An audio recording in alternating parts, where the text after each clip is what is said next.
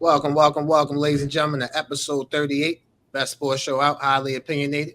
I'm your co-host Josh, the best co-host in the game. What's up, JG? What up, Josh? What up, Ross? What's popping today? Not much, man. Just chilling. How was your weekend, man? Everything good with you? Weekend was great. Good weather. Good time of year. Good NBA playoffs, NHL playoffs. Really, just good sports all around. So I'm having a good weekend. Absolutely. Game sevens in the NBA, game sevens in hockey. Definitely a great time of the year if you're a sports fan. The best producer, the best editor, the best Mr. Everything here on highly opinionated. What's up, Ross? How you doing, my brother? I'm good, Josh. How you feeling? I'm good, man. I can't complain. Taking it one day at a time. Everything good with you? Yes, sir. Yeah, I can't complain at all. Just second what JG said. We had some nice weather, some good sports, so it was a pretty good weekend. Absolutely. But ladies and gentlemen, as we're basking in this beautiful weather here in Maryland, we want to thank you guys for watching last week's show. Thank you for tuning into this week's show. Appreciate you for making highly opinionated you guys' viewers' choice. Along with the Club JG podcast, shout out to my brother, as I always do. You guys make sure you like, follow, and subscribe at the Club JG podcast. You got great things going on, man. I watch it. I'm watching in tune every week. So keep doing great things over there, brother. All know how to do. Absolutely. I hear that. Ross, let them know where they can follow us at on our social medias before we get started. Yes, sir. Y'all can follow us on Instagram at highly opinionated __. Follow us on TikTok at highly opinionated _SS, and follow us on Twitter or X at highly_SS. And of course, y'all already on the YouTube, so go ahead, like, subscribe, leave a comment. We will be sure to comment back. Absolutely. Again, we love all the engagement. We love the interaction. We look forward to that. So we encourage it. And again, we look forward to it. And we appreciate you guys for all your support. JG, ready to get episode 38 started, my brother? Yes, sir. Let's do it. Let's do it. Let's start off with the money man. When we first heard of this name, he was a quarterback at Iowa State. He was Mr. Irrelevant. Well, he's not irrelevant no more. 5 years, $265 million, including $181 million in total guarantees to Mr. Brock Purdy, quarterback of the San Francisco 49ers. What's your thoughts on Brock Purdy getting 5 years, $265, $181 million? Well, look, as a person, you love the story that Brock Purdy brings to the table, being the last pick in the draft, Mr. Irrelevant. Goes from that to getting $181 million guaranteed. Has been like 2 NFC Championship games. Has been to a Super Bowl. Unfortunately, didn't win against Patrick Mahomes and all that, but he's earned that money. You love that as a casual football fan to see a story like that. But as looking at it from a different perspective, more so as an analyst and more so as a football guy, I think the 49ers really screwed themselves up. This deal is going to potentially set them back. I don't think that the Niners, even despite the fact that they're going to have the easiest schedule in the NFL coming up, I'm not sure that they're going to bowl well because this is simply not going to be the same team. The offensive line, I have question marks. Christian McCaffrey's health, I have question marks. Brandon Ayuk is likely not going to be ready for next season. Who's going to be your leading scorer? Deebo Samuel is no longer there.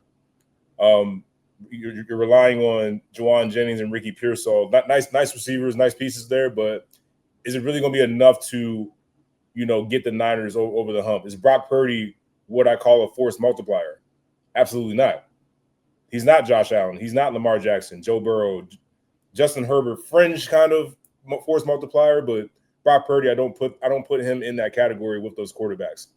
Even though he has now become top 10 as far as highest paid quarterbacks in the league, I don't view Brock Purdy as that guy where it's like he can make things happen despite there being a little bit of a lack of talent on the outside, especially the wide receiver position. We've seen the force multipliers I mentioned be able to make something happen even when their top guys aren't out there. So great story.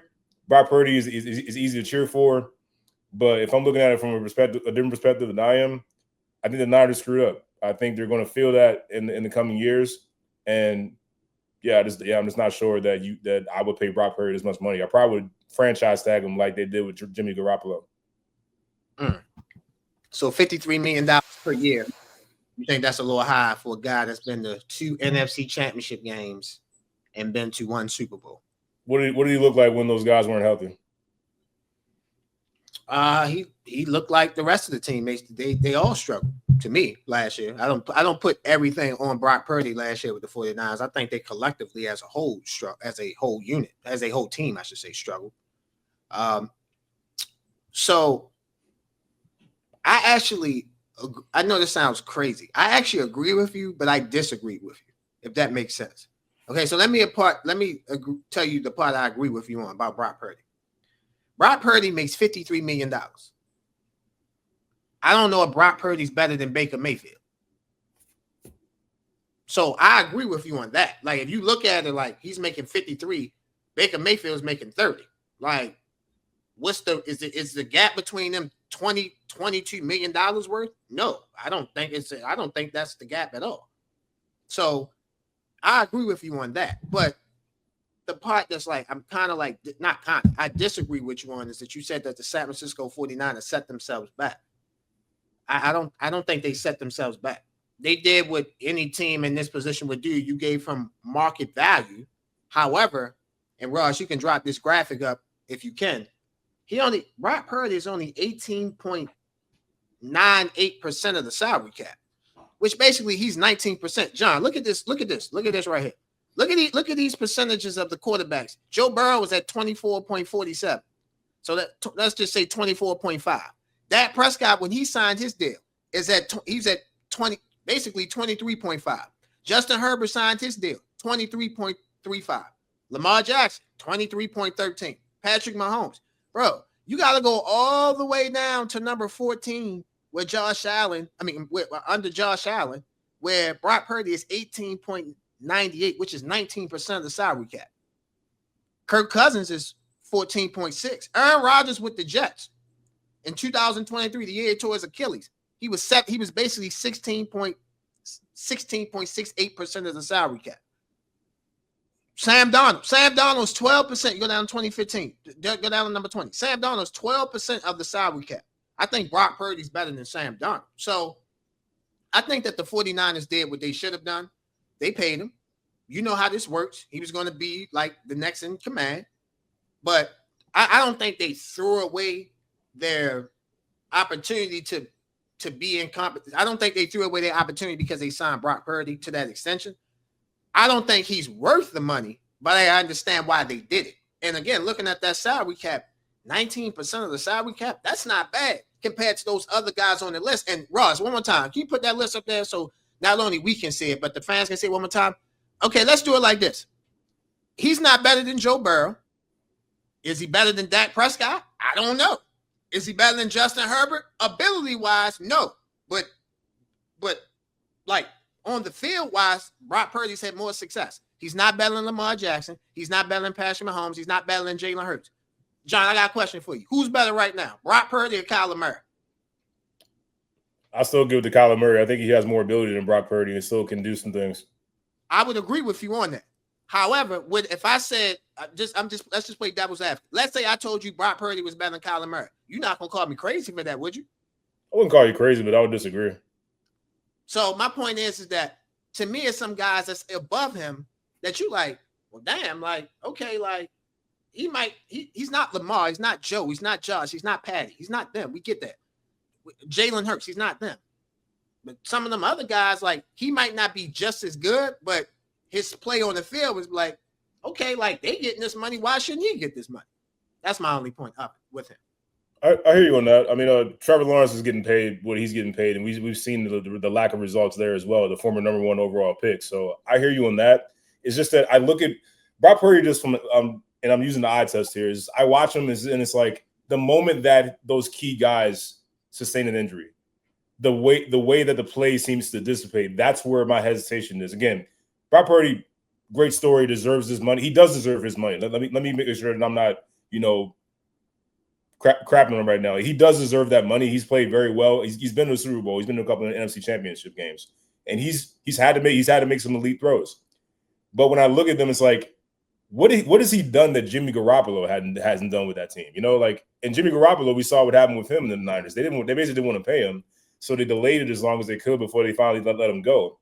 And I just look at this team like, how different is it really from Brock Purdy with the Jimmy Garoppolo years? I don't see that much of a difference when you put those numbers together and compare them. And I looked at this like not that long ago because it was intriguing to me. I didn't understand what was really like. Was Brock Purdy really that much better than Jimmy Garoppolo from a numbers perspective? It wasn't that big of a jump. And the way that this was going, I thought that the 49ers would probably do the same thing to Brock Purdy like they did to Jimmy Garoppolo. But I mean, look, props to him. He's earned his money. He has played well when he's on the field. I just still look at him and I'm just like, I don't know if I can pay if I trust paying him top quarterback money. I know what the market demands, but if I were in charge, I have my hesitations about paying that money to Brock Purdy. And as well, you should. And again, I agree with you from that standpoint. I don't think he's in the $50 million quarterback range. I don't even think personally he's a $40 million quarterback range. That's just me. But San Francisco had, I get why they did it. They had no choice. And let's say this. Brock Purdy, in my opinion, saved their jobs. Brock Purdy was Mr. Irrelevant. That wasn't the quarterback who they grew behind. The quarterback they grew behind now is the backup in Los Angeles after being a backup in Dallas, which is Trey Lance. So for me, I feel like in a way, Brock Purdy has kept that organization at the quarterback position stable because it could have went down fast with that miss on Trey Lance. So I like I don't think he's a $50 million quarterback, but the 49ers had no choice. And I like the fact that he earned his money. He's one of the few players that you'd be like, not few players, because everybody earns that money, but he's one of the out of nowhere type of players that you've seen like earn his money. He went from being the last pick in the draft to being a top 7 paid annually quarterback at $53 million per year. Congratulations to you, Brock Purdy. You put that work in, you put the effort in, you deserve it. Let's move on to our next topic. Breaking news.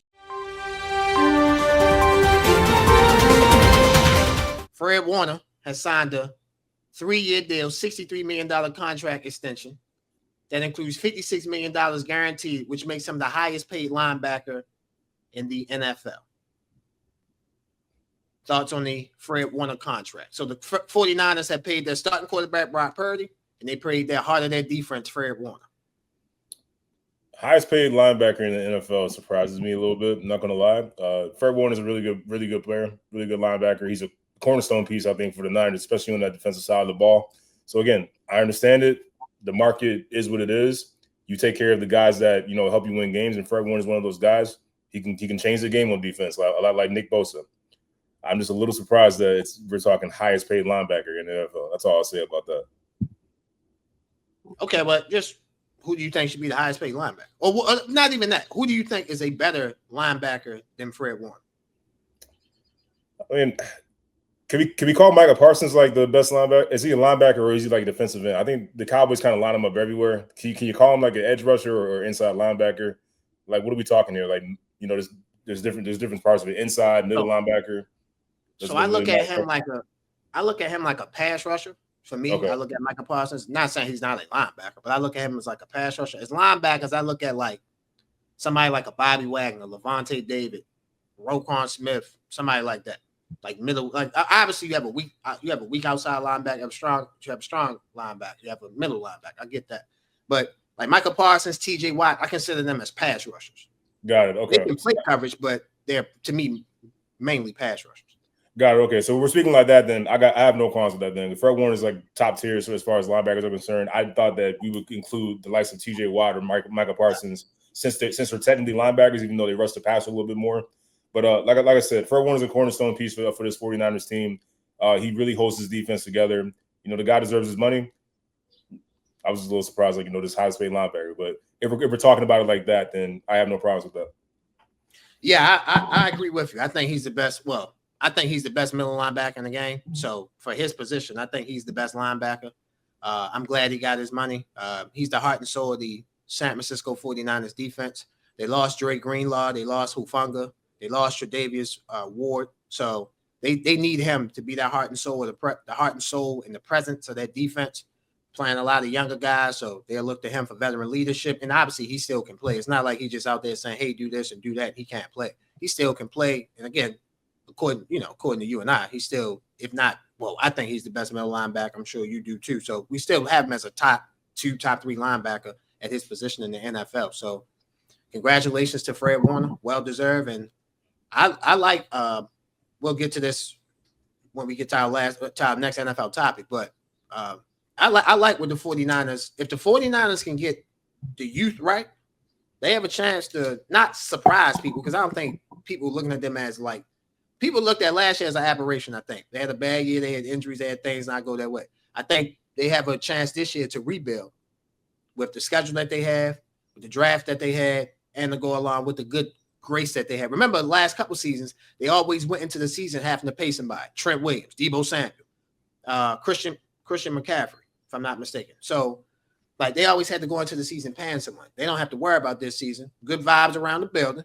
Good vibes mean everything. You know that. I know that. So, I think 49ers, man, sitting right now in a pretty good position. I still don't think they're going to win the NFC West. I think the Rams are going to take that, just from what I see on paper. But I mean, you never know. As long as you have your key guys, you can build around them correctly. Like the Niners have proven to be able to do. They could surprise some people and possibly challenge for that division crown. Yeah, absolutely. I'll say this: out of all the teams in that division, they play the Rams the toughest. So to me, that gives them a leg up over Arizona and Seattle. Our last NFL topic is the NFL schedule release. As you guys can see on the screen, we'll give you all the primetime games from Thursday night to Sunday night to Monday night. It'll flash on the screen as we're talking throughout. So what NFL schedule, and John, you could go here in prime time, or you could go just in general. What jumps out to you about the 2025 NFL schedule release? Yeah, so as we're looking at it here, right at the beginning, Cowboys and Eagles to kick off the season. The Cowboys, Dak Prescott's coming off an injury. He feels like he has something to prove there. They have a new weapon in George Pickens to pair with CeeDee Lamb. Cowboys are thinking, to go into Philly and spoil that Super Bowl ring ceremony. It'll be interesting to see how Philly looks coming off that Super Bowl win. Is the Super Bowl hangover real, or are the Eagles primed to possibly, dare I say, repeat? We've never seen a repeat champion in the NFC East to begin with, so that's going to be something to keep an eye on. I got to look at my Ravens. I'm opening up Sunday night against Josh Allen and the Buffalo Bills after losing in Buffalo. In the divisional playoff game, they just recently signed Derrick Henry to an extension, so that he'll be ready to go. That to me is an early statement game for Lamar and the Ravens. Like, let's see if you're primed and ready from the beginning. They have a tough first 4 weeks, in my opinion. The Ravens. We're talking at Bills, home against Cleveland. We'll see who the starting quarterback is. It's possible we could see Joe Flacco coming back to Baltimore for a game.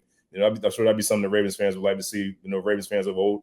And then you have home against Detroit, and then on the road at Kansas City. So that's a hell of a way to open up the NFL schedule for the Ravens. But at this point, being a Ravens fan like I am, you kind of get used to that. But definitely a lot of exciting games coming up. But those are the first two to jump out to me right at the beginning of the year. And then later on, we definitely got some other primetime matchups to see. I'm just excited just to see the games overall. Year two for Jaden Daniels. When he and Caleb Williams meet up. Those are games that I'm excited to see. Like we're looking at the future of the league. And you're still looking at the current superstars.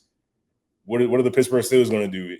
Is Aaron Rodgers returned, or what are the Steelers going to look like? Who's going to be starting quarterback? There's so many questions in the air and so many storylines to look at. It's exciting. It makes you want to skip summer almost and then get right to the fall.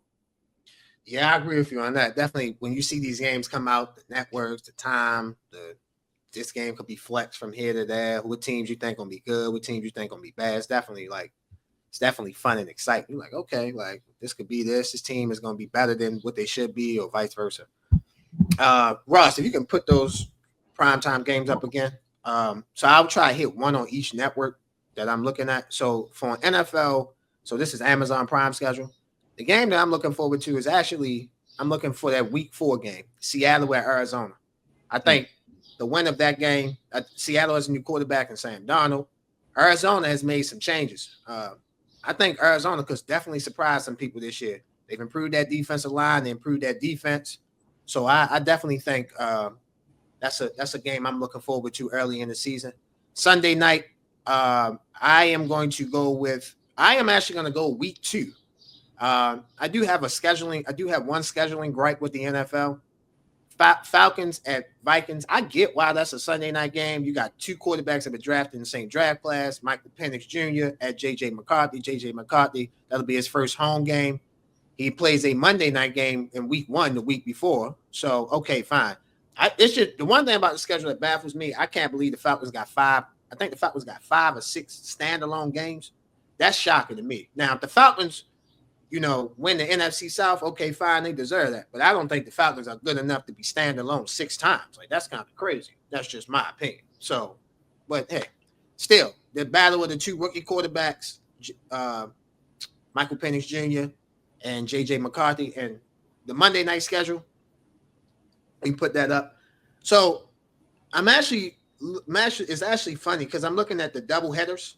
So, you have a double header week 2, Tampa Bay at Houston, LA Chargers at the Raiders. Then you have a doubleheader week 4, Jets at Dolphins, Bengals at Broncos.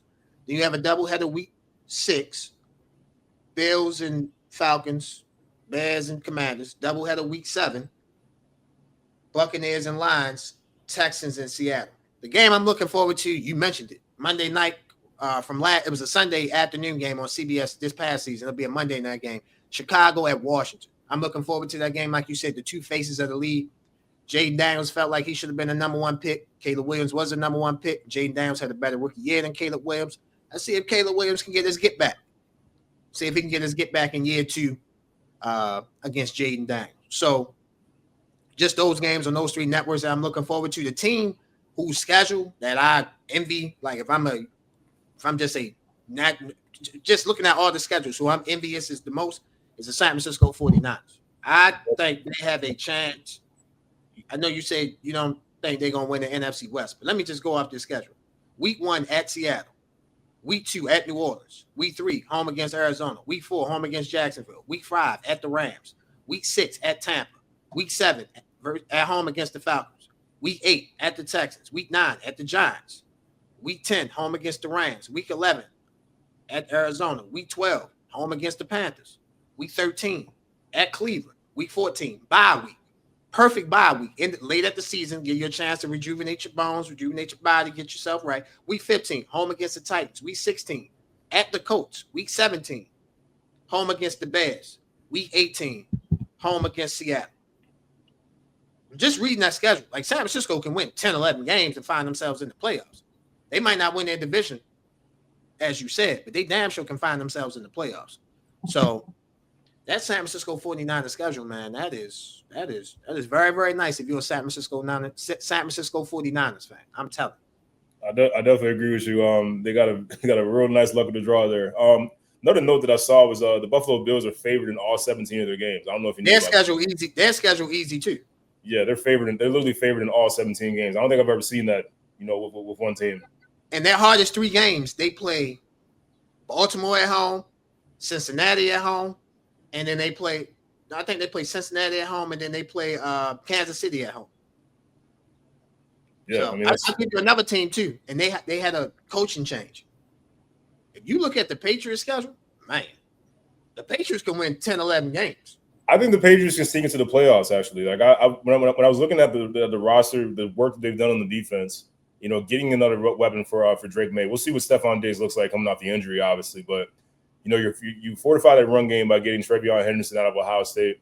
You get Stephon Diggs. You still got Hunter Henry there. Decent offensive line, a very talented defense, and obviously Mike Vrabel, who is a great coach, knows what he's doing. Tennessee's going to miss him. In fact, they already are missing him.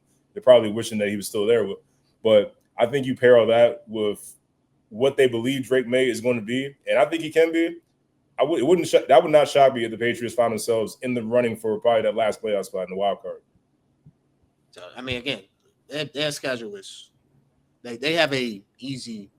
I don't like saying the word easy because we're in the middle of May and like things change. Training, we haven't even got the training camp yet, OTA stuff like that, mandatory OTA. So, but just looking at that schedule, face value, the Patriots, man, they have the Patriots, the Bills, and San Francisco. They have nice schedules, and they have teams that can take advantage of nice schedules. The Saints have a nice schedule, but they don't have the team that can take advantage of a nice schedule. The Saints can have a nice schedule. That's not going to help them. That's not going to happen. Looking at the AFC East, like the reason why I say the Patriots have a shot is like, okay, look, the Jets have Justin Fields. We'll see what that looks like. We don't know rookie head coach Justin Fields really first like true starting job where it's like he's the guy. We'll see what we have there, but nobody's 100% sure what we're going to see from the Jets. Do we trust the Dolphins? I mean, there's been a lot of turmoil over the offseason. Jalen Ramsey's trying to get traded. There's rumors with Tyreek Hill once out. He says he doesn't. Then something else comes out. And then Tua. We just at this point we can't really trust that he'll be healthy for all 17 games. We pray for that, obviously with these concussions that he's suffered. But it's to the point where like I'm praying that Tua just makes it through each game, because just as a person, like I don't want to see him sustain another concussion in there more than he already has. So with that being said, we're just not sure about Miami. We're not sure about New York. I think the Patriots could definitely make a run, possibly get that second place in the AFC East, which all but solidify a playoff spot for them. Yeah, if you second in your division, you definitely have a chance to make the playoffs. Obviously, you got to be in a good division. Be in a bad division, then you won't. Yeah. But good division, you definitely have a chance. So go along with the Patriots off defensive moves. Go along with the hiring of Mike Vrabel. Go along with that schedule. Patriots definitely can find themselves in the playoffs. Ladies and gentlemen, we're going to take a quick break. You're watching Highly Opinionated. We'll be right back. Ladies and gentlemen, this episode of Highly Opinionated is sponsored by Wolves of War. In some of the episodes, you can see my co-host and Ross wearing a brand called Wolves of War. Wolves of War is our first sponsor, ladies and gentlemen, and we are so thankful to have those guys sponsoring Highly Opinionated. Thank you very much. The actual meaning of Wolves of War is that it represents having a strong path behind you through the battles of life. With the right people behind you, you can get through anything. You guys see the link for Wolves of War? Make sure you guys click on the link, shop, great apparels, t-shirts, sweatsuits, whatever you want, they have. Once again, Wolves of War. Make sure you guys go shop. Welcome back, ladies and gentlemen, to Highly Opinionated.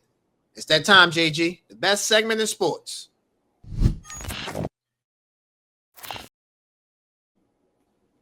Let's talk about it. This week's edition of Let's Talk About It is near and dear to me and John's heart. The NBA draft lottery results, as you guys see on your screen. The number one pick went to the Dallas Mavericks, who had a 0.7% chance of winning the number one pick. They somehow got the number one pick. The number two pick is San Antonio Spurs. Number 3, Philadelphia 76ers. Number 4, Charlotte Hornets. Number 5, Utah Jazz. Number 6, Washington Wizards. Number 7, New Orleans Pelicans. Number 8, Brooklyn Nets. Number 9, Toronto Raptors. 10, Houston Rockets. 11, Portland Trail Blazers. 12, Chicago Bulls. 13, Atlanta Hawks. And number 14, again, is the San Antonio Spurs. The San Antonio Spurs has 2 lottery picks in the 2025 NBA draft. So the reason why we wanted to have the draft lottery as the Let's Talk About discussion this week is because the draft lottery affects so many things. Not only does it affect who will be the number one pick in the draft, number 2 pick in the draft, etc., but it affects the superstar or star players that might be traded this offseason, such as a Giannis Antetokounmpo, and a Kevin Durant, a Lauri Markkanen on a lesser degree. So, JG, my question for you is the results of the draft lottery. We can obviously talk about that, but how do you think the results of the draft lottery will affect this NBA offseason? It's huge. Like you said, the names you just mentioned. I think there's going to be more names added to that list potentially, and that remains to be seen. I look at the Denver Nuggets as possibly thinking about. I'm not sure they would actually do this, but I think they should grant some consideration to it. I think they need to look in the trade of Michael Porter Jr. and dare I say Jamal Murray to try to reload that Denver Nuggets team around Jokic, whether it's getting some draft picks back or getting some players. Looking at this is a huge summer for teams that are trying to move up in the Western Conference. I looking at San Antonio, looking at the Houston Rockets. These are teams that, although they have high draft picks, they're trying to win now. They feel like they have a window there, and they are trying to do everything they can to start competing in the West and get like with the OKCs, with the Minnesotas, the guys we're seeing at the top right now. So this draft lottery, the way it shook out, is huge. And looks, obviously San Antonio to me, if I'm Greg Popovich, I have a fun summer ahead of me. This is the reincarnation of Pat Riley and Eric Spoelstra, in my opinion. With Mitch Johnson taking over at the helm, and then Greg Popovich going to the presidents, being team president. I can only imagine what kind of mastermind plan they have going on. I think it wouldn't shock me if they do use the draft picks, because Greg Popovich knows basketball. He understands the game. He knows what this team needs. But if Giannis Antetokounmpo is available, if Kevin Durant is available, if Jamal Murray is available, wouldn't surprise me at all if Greg Popovich and the Spurs made some moves to acquire one of these top players in free agency or via trade to pair with Wembanyama, Stephon Castle, and De'Aaron Fox. Okay, so let's play off of that. You obviously know I'm a Spurs fan, so let's play off of that idea about those names that you mentioned. Would you trade the number 2 pick for Giannis? I would. Would you trade the number 2 pick for Kevin Durant? With the team that I have, I would hesitate, but I would. And the only reason I hesitate is because, Kevin Durant's older. We're just not sure, I'm not saying that Kevin Durant still can't fill it up. He's still one of the best in the game at scoring and everything. It's just, I just wonder how that's going to fit with a De'Aaron Fox and a Stephon Castle in the backcourt, especially. I think he would play well with Wemby. I don't think that would be a problem at all. It's just a question, more so with the backcourt when it comes to Kevin Durant. With Giannis and Wemby, I think that's a no-brainer in my opinion. You talk about probably the most impossible front court to score on, because, okay, look, you get past Giannis, who's as good of a defender on the perimeter, but also rim protection. You get by him, that's great. But now you got Wembanyama, another alien coming over to block your shot or contest it. So that would be a nightmare scenario for most offenses in the league. So if I'm the Spurs, Giannis would be my number 1 target. Kevin Durant would probably be my distant number 2. I agree with that. Giannis, I would trade. Okay. Before I give you my opinion, let me step back. You know college basketball. One of the reasons why I came to you and like, yo, I need you for the show is because you know college basketball. You're at college basketball games. You're at Big Ten games. If the Spurs kept the number 2 pick, who should they draft? Let's assume Cooper Flag goes to Dallas. Let's assume that.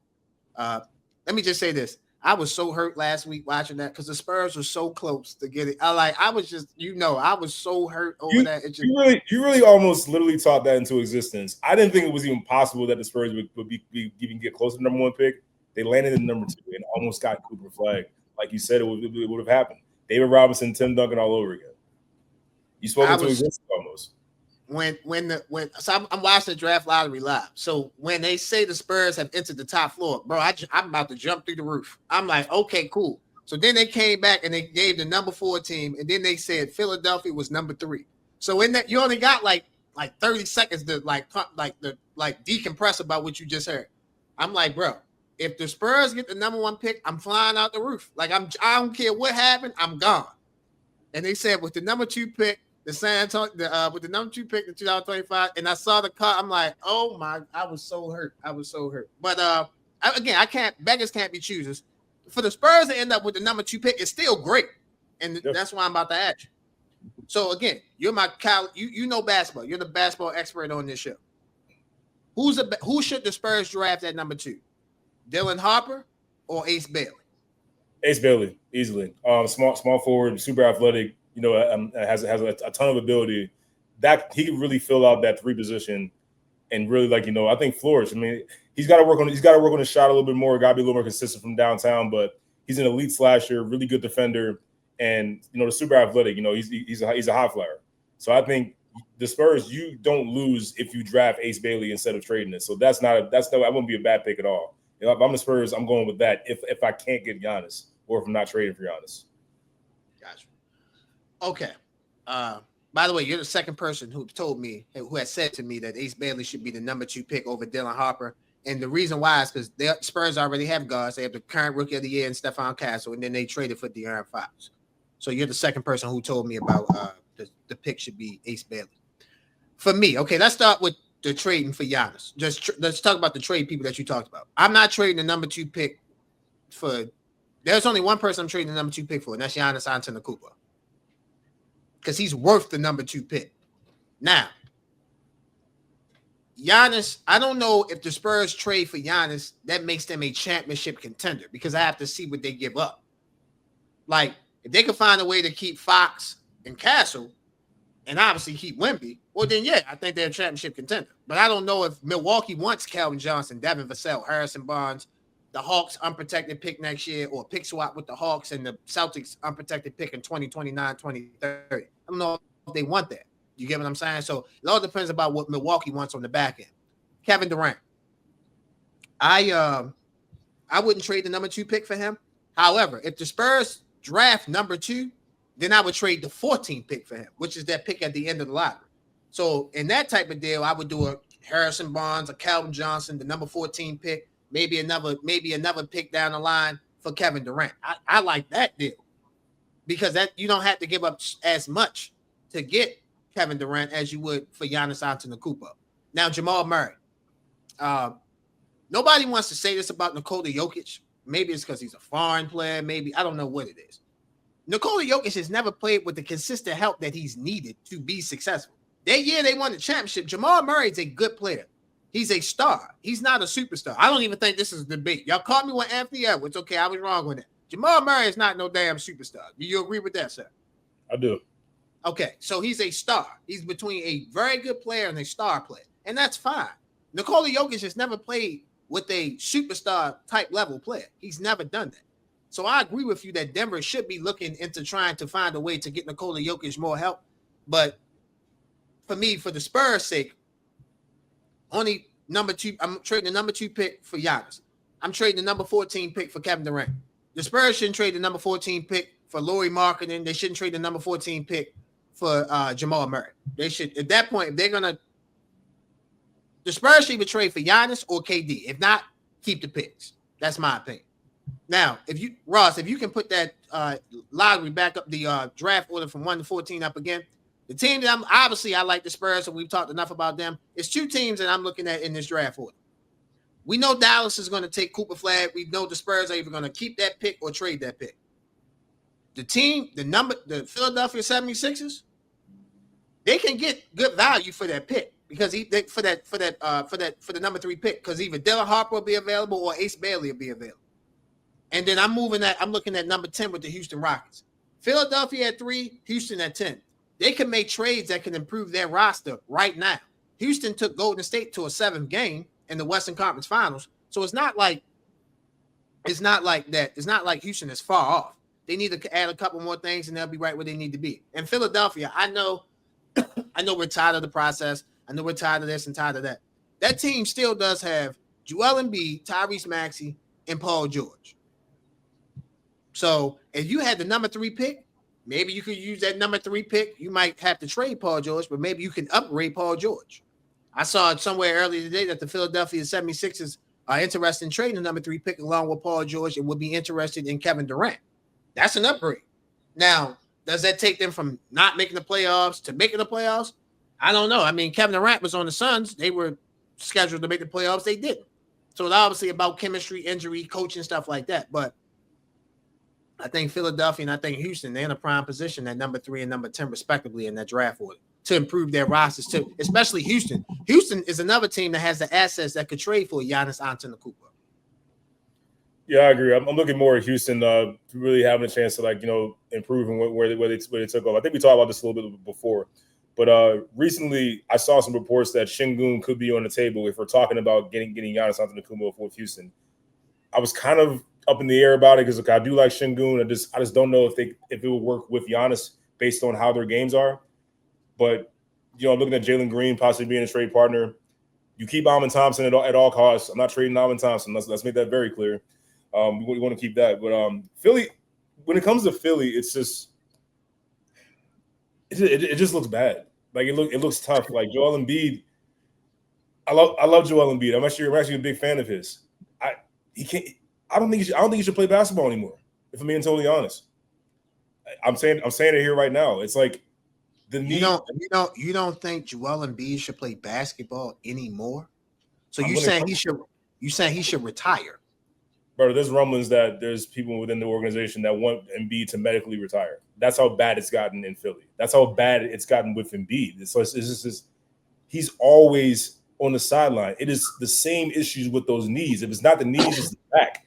And it's just like you just watch him laboring out there. And look, I got all the respect in the world for Joel Embiid. He goes out and plays even when he's literally on one leg. I watched this man drag one leg on the floor in the playoff series with the Knicks. He still had almost 40 and 10 rebounds. So look, I respect Joel Embiid, but it's just like the situation with Philly it's gotten so bad. It's like I feel like I wish Tyrese Maxey would get traded to a better team. Paul George, I am still shell shocked by how much of a drop off we've seen this season. And look, maybe it was just a bad season. It happens, but I never would imagine Paul George would have a season that he had with Philly. It looked like he shouldn't have been out there at times. And then Embiid is just, I'll watch him again. Is he even going to make it to the All-Star break? That's where I'm at with Embiid. Forget the season. Is he even going to make it to the All-Star break? So it's always with Embiid, as talented and as all-world talent as he is when he's healthy, we always have to attach when he's healthy. Is he going to make it through the season? If Joel Embiid can stay healthy, like we can't keep saying that because by and large, there's too large of a sample size to say he's not going to stay healthy. And when he's not on the floor, it hinders Philadelphia so much where it's like, do you think about moving on? Do you think maybe it's time for him to just step away from the game for just his livelihood's sake? Forget basketball, like just your livelihood. Like, is it time to move on from that? If Philly wants a chance to really, be taken serious at this point. That's why I say I don't think Joel Embiid should play basketball anymore. I think he should consider medically retiring.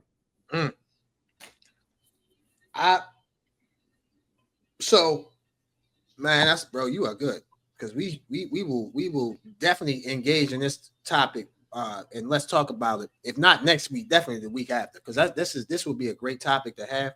I'm not going to spend too much time on it. I will say, it's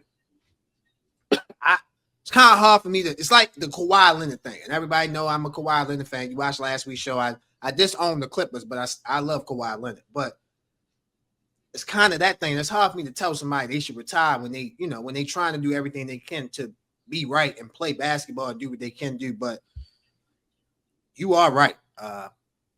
There are medical people in Philadelphia that want him to retire. That is a fact. The organization would not be upset if he retired because that money comes off the books. So that would free up money for them to do what they want to do. And we know Daryl Morey is a trader by heart, a gambler by heart. We know what he represents. We know what he is.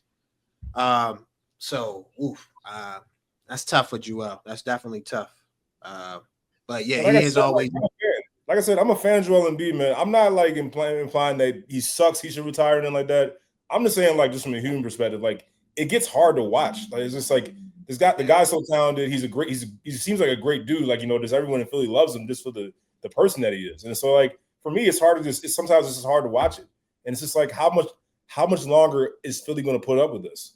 And again, it's not Embiid's fault. It's just bad luck. The knees have just gotten so bad. It's worse than the Kawhi Leonard situation. That's why I said what I said there. Yeah, it is. It's like it, but it is worse. Kawhi actually can play at times and has won championships. We haven't seen Embiid do that. And so funny, Kawhi in his last championship had his biggest moment against Joel Embiid. So, things happen. But I want to, before we get off this topic, before we take a break, I want to mention two teams in this. The Utah Jazz and the Washington Wizards. The Utah Jazz and Washington Wizards did everything in their power to get the number 1 and number 2 picks, respectively. And they pick at number 5 and number 6.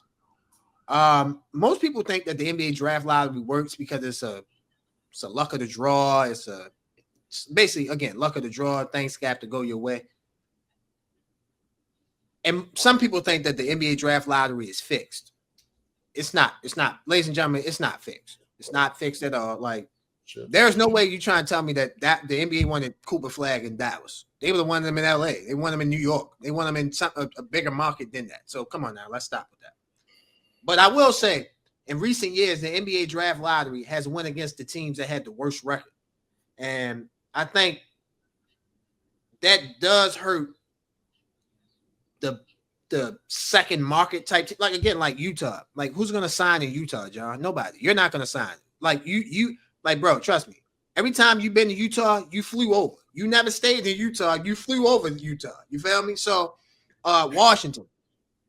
Nobody wants to play with Washington. They just don't. So, and I'm not trying to be disrespectful to the players. These are NBA players, but they're not very good or elite NBA players. So, It just sucks that the teams who really need the number 1 and number 2 picks, it's a luck of the draw. They didn't get it. Meanwhile, like Dallas has Anthony Davis, Kyrie Irving, and Klay Thompson. They didn't need the number 1 pick. I know they traded Luka. They didn't need it. The Spurs, they have De'Aaron Fox. Whatever you think of Harrison Barnes. Well, no, let's start over. They have De'Aaron Fox, Stephon Castle, Harrison Barnes, and whatever you think of Harrison Barnes, and they have Victor Wembanyama. And they have solid players on the bench with Vassell and Calvin Johnson and etc. So those teams didn't need the number 1, number 2 picks. It just sucked for me watching the draft lottery. Like, yeah, I'm a Spurs fan, but I'm an NBA fan as well. Utah and Washington, they need Cooper Flag. They need Dylan Harper. They need Ace Bailey. And only way they'll be able to get him is if they sign him. And breaking news, Ross Union got dropped the logo for that. Ace Bailey, Dylan Harper, and Cooper Flag will not ever play for Utah or Washington. I can guarantee you that. Like, it ain't even no breaking news. That will not happen. So it just sucks that the teams that really need it didn't get it. Meanwhile, teams who have a generational type player or players, man, okay, we're going to just add to that. That's another thing. When you mentioned earlier about me saying with the Spurs, that's why I knew this. When the Spurs were in the lottery, I'm like, when the Spurs are in the lottery, they usually get a good pick. Now, whether they pick the right person or not is subjective to them, but they usually have a good pick. So I was hurt they didn't get the number 1 pick, but I'll take number 2, Dylan Harper or Ace Bailey. Welcome to the Spurs family, and I look forward to whoever they pick. Welcome to the family. If they make that pick, obviously. Whoever they pick, welcome to the family, and go Spurs, go. You feel me? Yeah, like DC, Charlotte, Utah. Damn. I mean, damn. Like, I mean, as bad as it gets for your season, bad. If you're really bad, if you're Charlotte and DC, my God, and you still ain't get the top 5 pick, or you not getting one of those top 3 guys. Like, DC, I'm shocked that DC fell to number 6. As god awful as DC has been the past few years, it's like when you go to a Wizards game, you're going to see the away team. You're not going to watch the Wizards. You hear the away team normally louder than the home fans. It's gotten to the point where I've campaigned personally for DC to give Baltimore their team back, because as many people know, once upon a time the Washington Wizards were the Baltimore Bullets. Yes, they were. And then they went up to DC. Well, you know what? I've started a campaign saying DC's been so damn bad. Just give us our team back. Baltimore needed more than DC. DC won't even miss the Wizards. They got a bunch of other things they can be doing out there. Hell, the Commanders are relevant again. They got a franchise quarterback in Jaden Daniels. They got a decent baseball team with the Washington Nationals. They won't miss the Wizards. Meanwhile, in Baltimore, we love our basketball, so you might as well just give us our team back. I'm gonna say that, first and foremost. But yeah, because the state of Maryland, we don't have a good college or a good professional basketball team. So I mean, watch it. Oh, my bad. I'm sorry. I forgot about the Maryland Terrapins. I'm sorry. You conveniently forgot about. Okay. I see what you did there. That's fine. I see what you did there. That's perfectly fine. I remember that. But I apologize. I'm sorry. Yeah, it's only a shot. It's only a shot for a shot when you were celebrating on April the 3rd when Houston beat Duke. It's only a shot for a shot, but it is what it is. You are right though. Ross, you saw those pictures? You saw those pictures? No, we don't need pictures. We don't need pictures.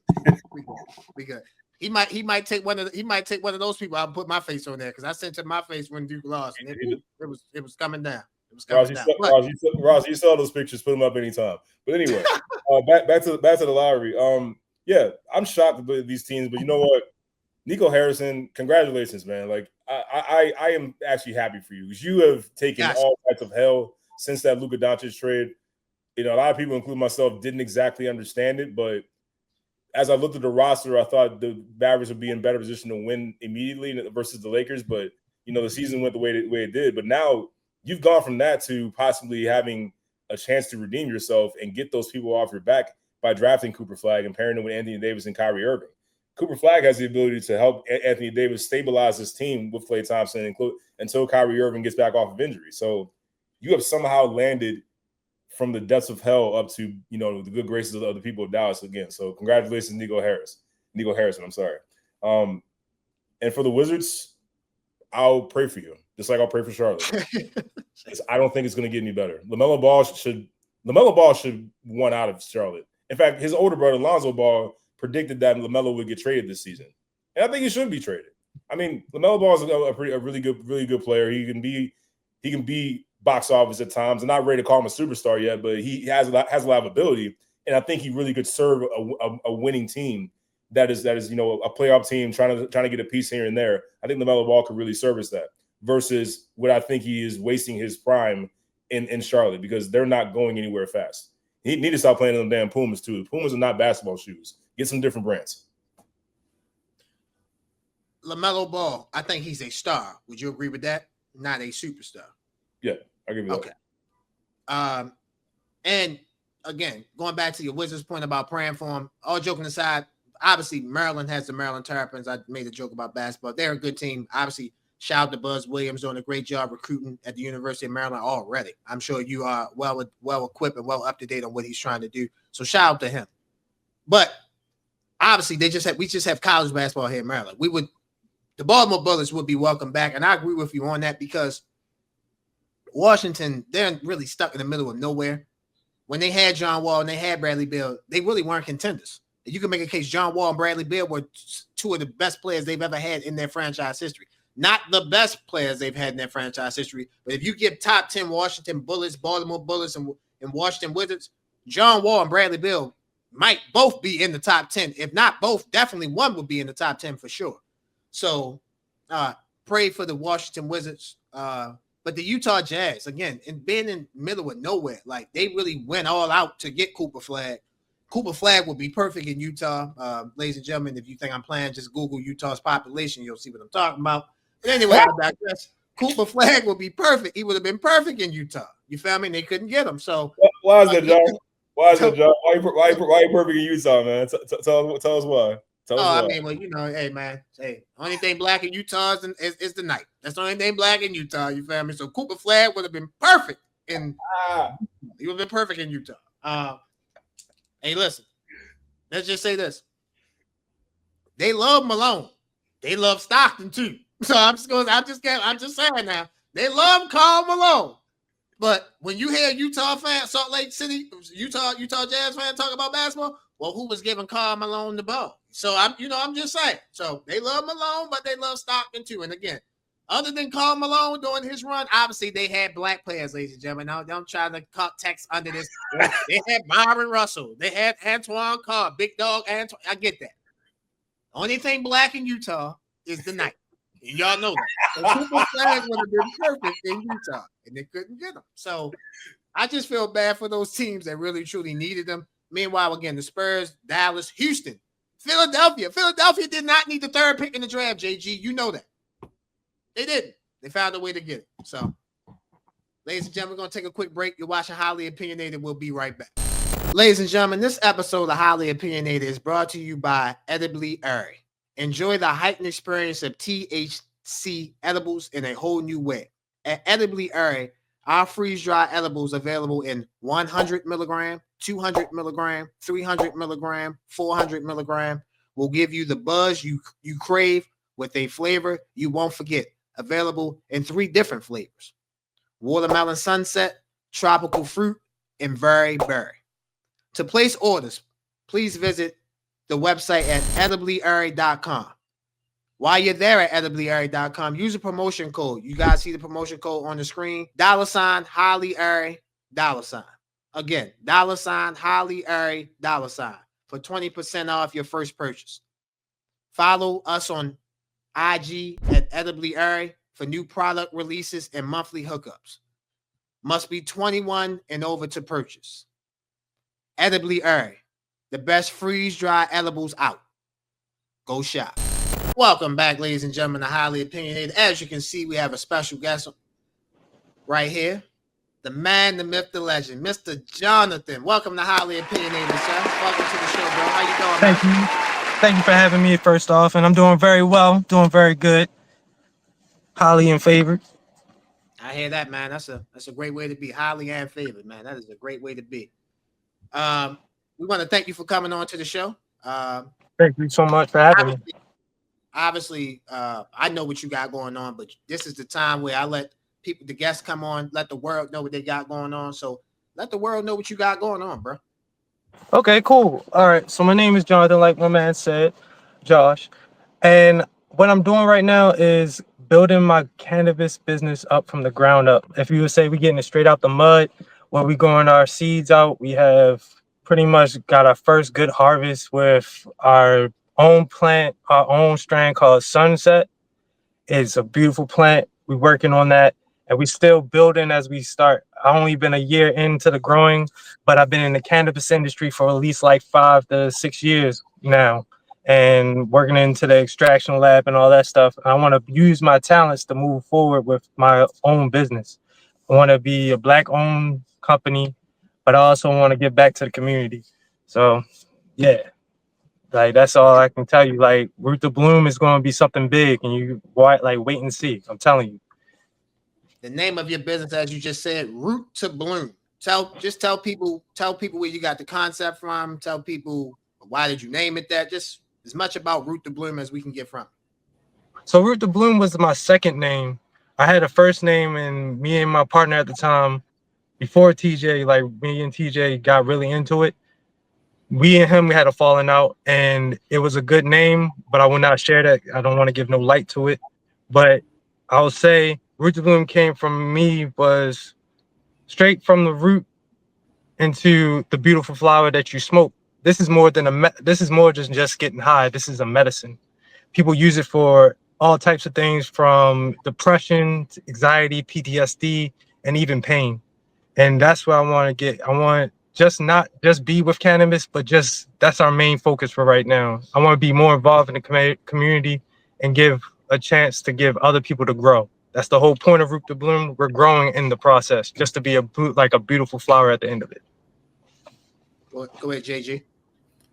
Yeah, man. I just want to give you credit, man. Like, it take courage to start a business, no matter what you're doing. From what you're telling me, you're trying to be a healer, and in this world we need more healers. We need more, positive influence, and that sounds like that's exactly what you're doing.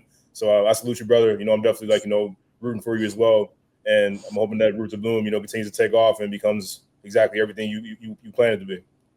Yeah, I appreciate that. Like again, like if I go into I'm gonna give you a minor detail. It was therapy. I did psychology for a little bit.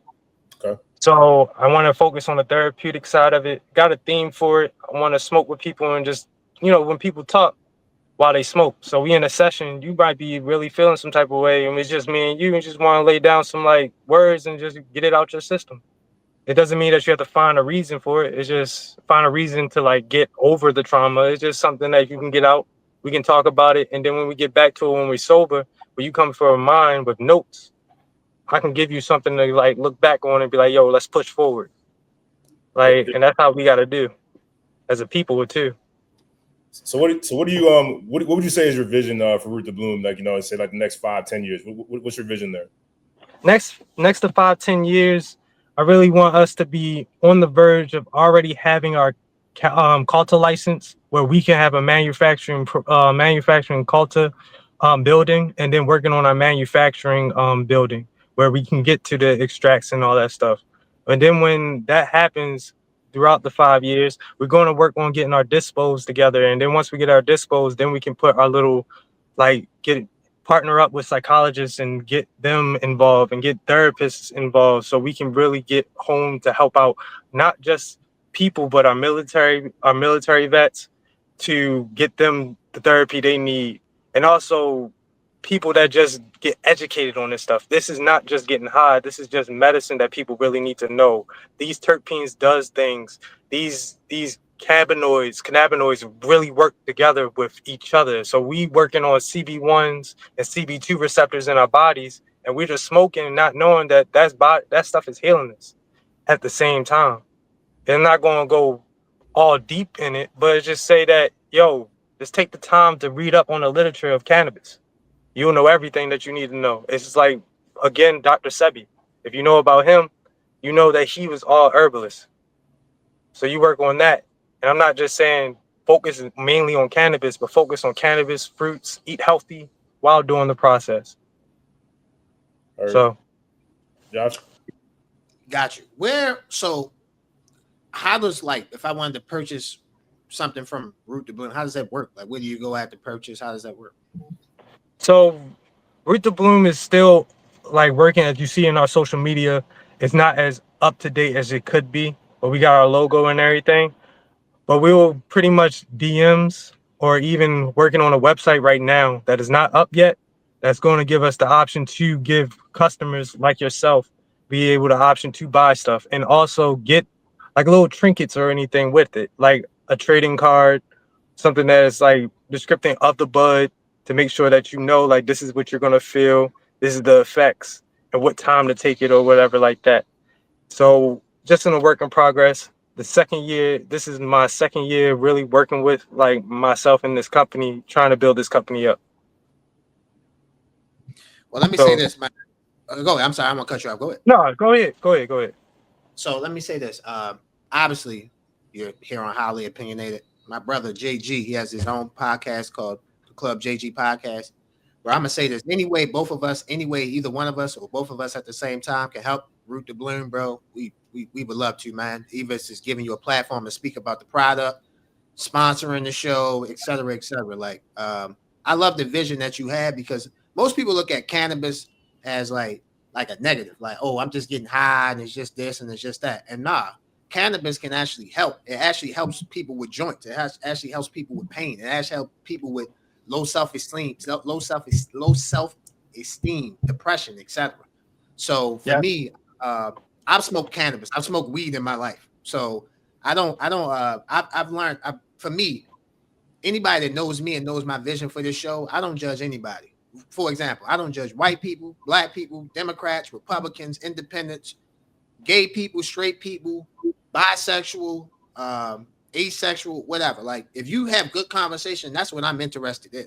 And if you're trying to help people, that's what I'm interested in.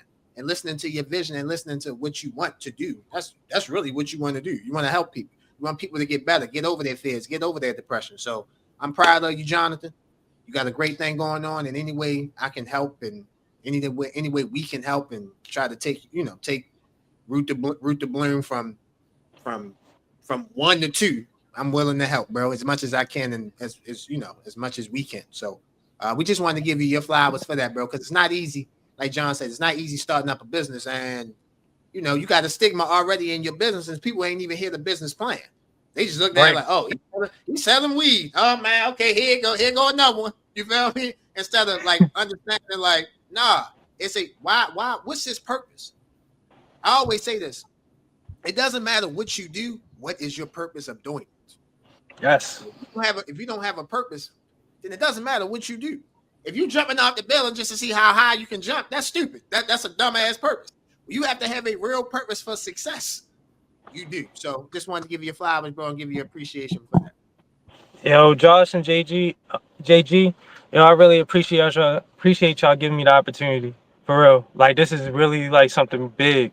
And I will keep in touch. And if y'all are willing to give me the platform to really like promote, I'll take it. Like for real. And not try and get all real, like out of character, being professional and all. But I just want to say, yo, really, I appreciate it.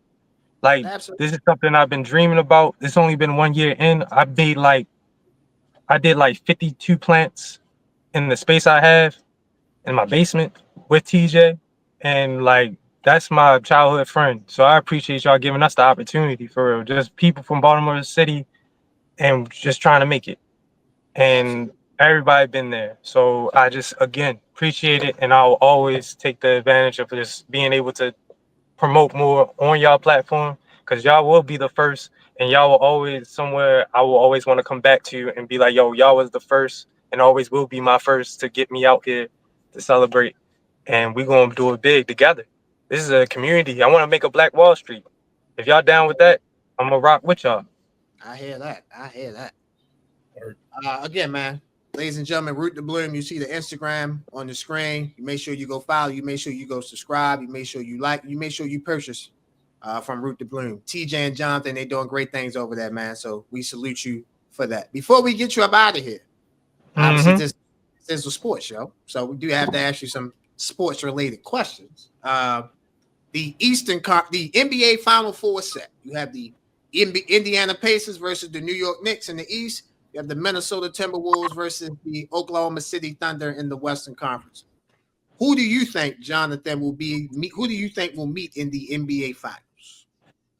I ain't even gonna hold y'all. I'm gonna be shocked, but I got the Knicks. All the way up to like Game 7. They're going to go Game 7, and then I got OKC. It might be a gentleman's sweep over there. I'm not even gonna hold you. Okay. Like I'm putting it out there. It's gonna be a gentleman's sweep because one, OKC is young. You can see their team is more like chemistry, but like chemistry build, not just like we just putting everybody together and everybody is just gonna go. Like they are like by SG, they're behind him all the way. If you check his interviews, post games, and all that stuff, his crew is right behind him. So that's gonna be a team right there to beat. Then Knicks got something to prove. Y'all, people been counting them out for 25 years. They finally going. So you gotta respect where they coming from. They hungry. Cat, his hand ain't gonna stop them from not winning. He even said that.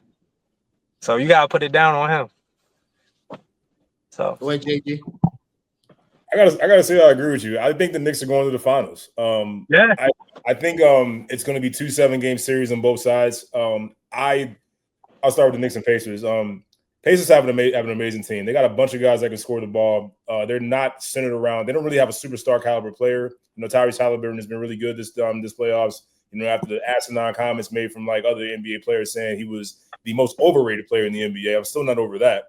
But I think this team has everything they need to possibly make a finals appearance themselves. I just think that the Knicks, now that they've taken out Boston, and no one, including myself, thought that was even possible. I didn't think they won a damn game in the series, but quite frankly, but here we are. Since they took them out, I think they have all the confidence in the world that there's no one else left in their path to possibly, dare I say, go for an NBA Finals championship. I said that is true. That's true. I ain't even gonna hold you. That's true. In the West, I say it's a 7-game series as well because everything you said about Oklahoma City, spot on. Young talented team, crazy good team defense. You saw what they just did to Denver. Absolutely smothered Jokic, made Michael Porter Jr. virtual no-shows, and they've done that to a lot of people. They've turned them over a lot. Then they had 16 steals, and it ended up with 37 points off their turnovers. You're not winning many playoff games if you're doing that against a team like Oklahoma City. But I think Minnesota with Anthony Edwards and the way that these guys have been playing, Julius Randle has been a monster. I think having those two together with Rudy Gobert, who surprisingly has been a big factor as well, I think Minnesota can make this a very interesting series, and I think it will go 7. But I think Oklahoma City will be just a little bit better in Game 7. Ladies and gentlemen, we want to thank one of the owners and founders of Root to Bloom, Jonathan, for coming on. Highly opinionated. We had technical difficulties during that interview. We look forward to have Jonathan back. Again, ladies and gentlemen, you make sure you follow, like, and DM Root to Bloom on IG. You guys see it on the bottom of your screen. Again, Root to Bloom. Jonathan, we thank you for your time. We look forward to having you back. Welcome back, ladies and gentlemen, to Highly Opinionated. We missed this guy last week so much. You guys don't understand how valuable and how just great Dylan has been. Dylan, the floor is yours. Welcome back, my brother. I hope all is well. What's up, guys? Welcome back to Dill's Banging Breakdowns. Josh, John, what's going on? If you didn't catch his card this weekend, then I'm going to say it as I always say it. You guys aren't UFC fans. And I'll say it always, and everybody always say it in the UFC commentary. If the prelims are banging, the main card is not going to be good. Prelims were banging. Enjoyed them, recapped them, had to even rewatch them because some of the chicks that were on this prelims were absolutely nasty in the fight. Just KOs and submissions. The first submission that caught my eye was Park versus Hernandez. Park put him down. Submitted him, rear naked choke. Had to do it.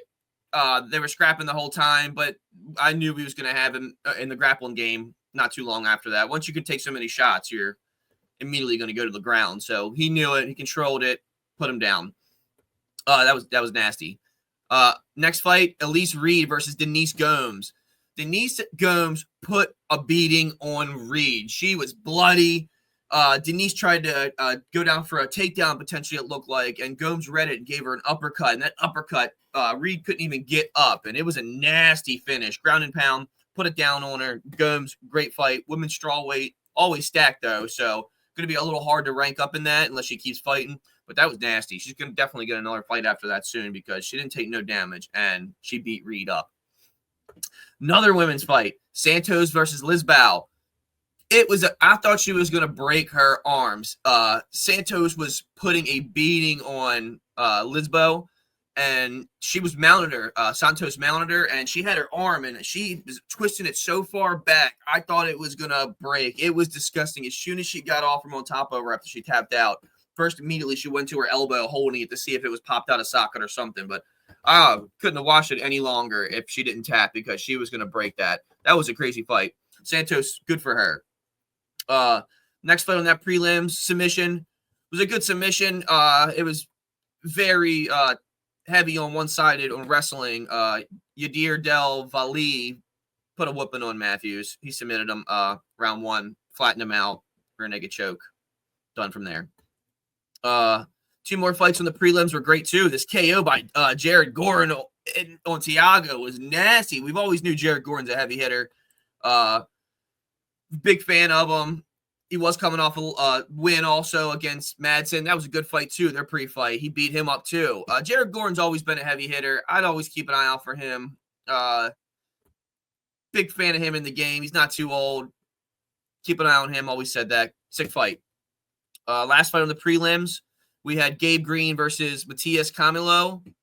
Round two submission. Gabe Green put it on him too. Rear naked choke, mounted him. Not much to say about that when you got these lightweight boys. They're pretty big. Good fight. Main card, trash. Hate it. Like I said, once you get the fights, there's KOs on the prelims. Main card, trash. Best fight on it was the Gilbert Burns versus Michael Morales, which only lasted 3 minutes of the first round. Let's talk about Gilbert Burns also in this fight. I don't know if Gilbert Burns is washed up now. I've never been the biggest fan of Gilbert Burns. I don't think his skill set was ever the best. I think he was just always a heavy hitter and just never wanted to go down. He was always pushing forward. He'd like to have fun. He is 0-4 right now. He lost to the champ, Bilal Muhammad, a former champ. He lost to Jack Della Maddalena, current champ. Sean Brady, he's going to go up for a title run soon. He's insane. He lost to him, and now he just lost to Morales. I'm going to consider Burns a stepping stone. We're going to throw him in the category with Brian Ortega, stepping stone. Dustin Poirier, no offense to him, love him, stepping stone. Some of these old guys, stepping stones. And I'm going to give it to Morales just for beating him up anyway in the first round and putting him out. Gilbert did the little Philly shell. Morales read it, uppercuts, rights, lefts, put him down. Good for him. Big fan of that. Keep an eye on Michael Morales. Unfortunately, no UFC next weekend, but fortunately, we do have some good UFC news. We've had a few vacates. We've had people moving up, people moving down. We got people retiring soon. First off, June 7th, we got the rematch of DeWallace Wheelie versus O'Malley. That's going to be crazy, and they have a pretty good card as it is, too. It's a double belt fight right there. Kayla Harrison versus Juliana Pena. Double belt fight in the first week of June, which starts off a summer of title fights. I think there's 5 title fights within 2 months of in this summer, which is crazy, starting June. Next title fight we're going to have is the end of June, which is Ilia Topuria vacating the belt, going to fight Charles Oliveira to take that belt that Islam Makhachev just vacated because he's going to fight Jack Della Maddalena. That's what I'm saying. The crazy fights that are coming up this summer is insane. Max Holloway versus Dustin Poirier. Unfortunately, this is the third time they are going to fight. And Dustin Poirier has said that this is going to be his last fight. He's fighting in Louisiana. He's from Louisiana. He's not going to get a title fight in his last fight, but he is going to fight for the BMF belt against Max Holloway. Of course, the odds, Dustin Poirier, home fight on that one, but that's going to be a crazy fight. But it's still going. That's not even it. We got Dricus du Plessis versus Khamzat Chimaev. We haven't saw Khamzat Chimaev fight in his last fight was against Robert Whittaker, October 26, 2024. And before that, it was a year. He has been so wishy-washy with how he can fight and where he can fight. But he is on a run. He's undefeated in the UFC. Meerschaert beat him up. Jing Lang beat him up. Gilbert Burns beat him up. Kevin Holland beat him up. Kumar Usman beat him up. Robert Whittaker beat him up. So it is deserving of a title fight for Hamzat. But I'm not sure if he beats Drakus, who's on a good run right now. Where is Hamzat going to be able to defend that title at besides a few places? He's from the UAE. I'm pretty sure he can go a few places, but not like these other guys who are traveling the whole entire world to fight. But anyway, all that crazy news, crazy UFC fights coming up. I can't wait to brief you in and get a little before the hand on the Sean O'Malley fight June 7th, because I got my eye on this one. Joe Piper's on this card. He's going to beat up Kelvin Gastelum, who is washed up. Mario Batista's on this card. Vincent Luque versus Kevin Holland. The prelims are stacked too. We got early prelims. I am looking forward to this summer of fights, and I am looking forward to more UFC. I can't wait, guys. I am looking forward to the Ravens. Orioles ain't doing too hot, but hopefully with this new manager swap out, they'll be back on track. We are filled with a summer of sports. I can't wait to chat it up more with you guys. Thank you. I will see you next time. Dylan, my guy, again, welcome back. Glad to have you back, bro. Keep us updated on MMA in the fighting world. We look forward to having you back on episode 39 next week. Salute to you, Dylan. You are the best, bro. JG, as always, we end the show with the NBA playoffs. During our segment with Jonathan from Root to Bloom, you gave your NBA conference final picks. You took the Knicks in 7, and you took the who'd you have winning the West? I'm sorry. Oklahoma City in 7. Oklahoma City in 7, the New York Knicks in 7. I agree with you. I think Oklahoma City wins the Western Conference in 7 games. I think they've been the best team all year round. We've been looking for reasons not to like Oklahoma City, but they've been the best team all year round in the NBA and definitely in the West. So I think Oklahoma City beats Minnesota in a 7th game in Oklahoma City. And I think the Pacers are going to the NBA Finals. I think the Pacers, they got to the Eastern Conference Finals last season. They didn't have Tyrese Halliburton. I think the Pacers will beat the Knicks in 6 games. I think the Pacers are more deep. I think the Pacers are just as physical as the Knicks are. I think they'll show their heart, that fight, that passion, that determination. So give me the Pacers in 6 and give me the Oklahoma City along with you, Oklahoma City Thunder in 7. I understand your pick with the Pacers. I got nothing but respect for them. They continue to defy the odds, so to speak. They continue to defy their disrespect, because I think the Pacers have been wildly disrespected, especially one Tyrese Halliburton. Again, voted the NBA's most overrated player. Let that sink in for you. And we're watching what he's doing in the playoffs. So I'm not overlooking them. I understand why you would pick them. They are the definition of strength in numbers. Halliburton is their star player, so to speak. He's not quite a superstar. He's a great point guard. Really runs the pace. When TJ McConnell has been a great backup point guard for them as well. Mathurin, Nesmith, Siakam, Miles Turner. Guys come off the bench. Nembhard, who I think has been great for them this postseason. They have a lot of ways to beat you. They rely really more on their execution and their team defense to beat you. They don't have a guy where it's like, like Jalen Brunson. Give me the ball, figure it out, be the closer. Jalen Brunson. Jalen Brunson's been the best closer in all of the NBA, especially in this postseason. That's why I'm picking the Knicks in 7, specifically because of Jalen Brunson's ability to close the deal. I don't see any blowouts in this series. It would shock me if there was a blowout, but I just feel like Game 7, it's probably gonna be in the Garden. It's probably gonna be in the Garden, right? If it gets to a Game 7, it would be Game 7 would be in the Garden. Yeah.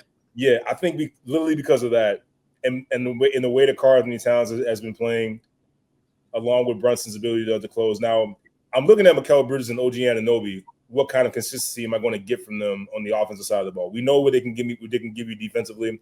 Josh Hart, I expect him to continue to be the energizer bunny that he is. Affecting the game on both ends of the floor. But I'm looking at OG Anunoby and Mikal Bridges. How they play, how they show up on offense is going to tell me what I need to know if I can actually trust the Knicks to win this series. They have to be consistent on offense if we're going to deal with Indiana, because their guys are going to be consistent. We know that much. So, but I think mainly because of Karl Anthony Towns and the way that Jalen Brunson's been playing, that to me gives the Knicks the edge. And I'm going to drop another bomb for you. I don't see why the Knicks can't win the finals. I don't see why they can't win the championship. Why not? You took out where everyone, especially myself, had deemed the best team in the NBA. Now I understand that Jason Tatum was hurt, but even before he got hurt, in clutch time and crunch time, the Knicks were better than Boston. They were much better than Boston. I did not give them credit for that. I thought we all thought I was fluke. Then he did it again, and then he blew him out of the water after Jaylen Brown and the Celtics, put it on him like when they were in Boston. Everyone started getting all nervous and saying, "Hey, here come the Celtics." Knicks blew him out of the water. So that shows that when I see that, you take out the best team in the league that everyone thinks they are. Now I know Oklahoma City is still out there. We know that who they are. They've had the best record in the league all season long. Best team defense overall. But sometimes you just get a feeling about a team that, hey, maybe this is just their year. They made the conference finals for the first time in 25 years. You just feel this kind of confidence, especially if you're a New York Knicks fan. You have uber confidence right now that you can beat anybody just because you took out those guys and how dominant they were for the past few years. Why not? Yeah, I mean, you make the conference finals. All 4 teams have a chance to make the finals and win the championship. So that would be New York, Indiana, the Thunder, and the Timberwolves. I get your point about New York Game 7, but I just think Indiana will win in 6. I think Indiana will. I just think that depth, their know how to do it because they went to the conference finals last year. They have everything you need to, in my opinion, to win this series. Tyrese Halliburton and Jalen Brunson, even though Jalen Brunson is better, I think Tyrese Halliburton and Jalen Brunson will cancel each other out. Not only just because of the scoring that Jalen Brunson can do, but the passing and scoring that Tyrese Halliburton can do. And like you said, Aaron Nesmith, Nembhard, Turner, Obi Toppin, those guys have all figured out their role, played their role well. Even Thomas Bryant, he comes in, give you defense, rebound, and set screens, does his job. So I like what the Pacers have. Again, I think the Pacers find a way to win in 6. I think like I said, I think Nembhard, Nesmith, and Turner. Because we know what Siakam and we know what Hollenberg going to do. But I think those 3 guys are the most important 3 players for the Pacers to win this series against the Knicks. Go ahead, bro. The only reason why I pushed back on that because we saw, Indiana took out New York last year in the postseason, but they were starting to fall apart. Like Randall was out, Josh Hart eventually got injured, Jalen Brunson got injured. OG messed up his hamstring in game. He tried to give it a go, could not go. Like I think if that Knicks team was healthy, it'd be a different story. This Knicks team is going to be healthy. That's why I feel like the Knicks will have an edge here because again, I'm not disrespecting Indiana. I'm not refuting any of the points you made. Indiana is a very well-oiled machine that can beat this team. I just think that now the Knicks are healthy, especially Brunson, and then you add Karl-Anthony Towns instead of Julius Randle. Not to say Julius Randle, he's been playing great for Minnesota. He's a big reason why they're in the West Finals right now. But adding that offensive firepower that you have with Karl-Anthony Towns to this team that just went through it, but injuries kind of took them out, they're going in healthy. That's why I feel like there's just a slight edge in Game 7. No, I got you. Yeah. So you have the Knicks in 7. I have the Pacers in 6. For the West, we both have Oklahoma City in 7. So I think we both can job with this. Obviously, Minnesota's tough. They have a superstar in Anthony Edwards. They have Rudy Gobert playing really well. Julius Randle playing really well. Dante DiVincenzo, even though he struggled against the Warriors, he played well in the first round against the Lakers. Mike Conley, veteran leadership. Jaden McDaniels. He fizzled off in the second round after a good series against the Lakers in the first round. But for me, I think the best thing that happened to Oklahoma City was that 7th game against the Denver Nuggets. Let me give a shout out to Aaron Gordon. Aaron Gordon, you are a warrior. You are a soldier. You had a grade 2 hamstring injury, hamstring strain. Most people can't walk doing that. You tried to play a basketball game. I know Oklahoma City blew out Denver in Game 7 on Sunday. I just want to give some love and some credit to Aaron Gordon. You deserve it, bro. You're a warrior. You're a fighter. Your team lost. We get that, but again, grade 2 hamstring strain. Most people can't walk. You were running up and down the court, and Denver was up 21-10 in that Game 7 in the first quarter, and a lot of that was with the heart and determination with Aaron Gordon. So shout out to Aaron Gordon for that. Now let's move forward to the 2 teams that have made the Western Conference Finals. We both took OKC in 7. I just think the best thing that happened to OKC was that 7-game series against Denver. Got them mentally tough and physically tougher. I think they their two big additions, Isaiah Hartenstein and Alex Caruso, will continuously show out. Alex Caruso showed he's a Swiss Army knife. Not only can stick guards, but you can have him front a big man. So expect Alex Caruso to spend some time on Anthony Edwards to wear him down, to send him to the Isaiah Hartenstein and Chet Holmgrens of the world. So I think OKC is the best defensive team in the NBA. And as long as they can get offensive production from Chet Holmgren and Jalen Williams, J-Dub as the starting Jalen Williams and not the one that comes off the bench, J-Dub, Oklahoma City will win this series in 7 games. Yeah, Jalen Williams is the key there. We know what we're going to get from Shea, but Jalen Williams has to be that number two option and be consistent if Oklahoma City is going to continue their way onto the finals. Echo everything you say about Aaron Gordon. People need to understand that a grade 2 hamstring literally takes a month to heal from. It takes a month. You can't move. He somehow found a way to be out there and still be effective. Like most guys are not doing that. So Aaron Gordon, I already had a lot of respect for Aaron Gordon to begin with. I've gained even more after that because that's a teammate. That's a guy that you're willing to play hard for, which is why I was so disappointed with Michael Porter Jr. and Jamal Murray's performance. That man is giving you everything he's got on one leg, and Michael Porter Jr. didn't show up. Jamal Murray struggled. Jokic is searching for someone to help, and it came from, like, to a lesser degree, Christian Brown, but by and large, in that first half, it was Aaron Gordon on, dealing with that grade 2 hamstring. It was amazing that he was out there. So, like, shout out to him. Might be in for another payday. Who knows? But with Oklahoma City, again, they've been the number 1 defense in the NBA all season long. Alex Caruso, tremendous defense on Jokic, on fronting him, making things difficult for him, speeding him up, so to speak. Jokic, you rarely see him sped up. He plays at his own pace. I saw Caruso speeding up a little bit. I saw Jokic bring the ball down where Lou Dort comes and crashes down and then takes the ball right out of his hands. I've seen Caruso, front and then pull the chair out from Jokic and get another steal, another turnover. And just, it was a barrage of just swarming defense, suffocating defense where Jokic is just looking around. He looked defeated. He looked like, man, there's nothing we can do to them today. Like, these guys got us. Again, 16 or more steals in this game, leading to, I believe, 37 points off of their turnovers. It was just a masterful defensive performance by a team that we should not be surprised at. Again, they've been doing this all season long, but people like myself have doubted them because of what we saw last year. I think Oklahoma City took a step, and I had confidence that they would, but I needed to see it.